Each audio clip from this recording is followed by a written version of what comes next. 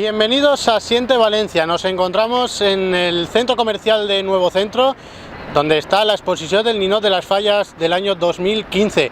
En ella se encuentran más de 700 ninots, tanto mayores como infantiles, para que dos se salven de la quema el 19 de marzo mediante la votación popular de todos los visitantes.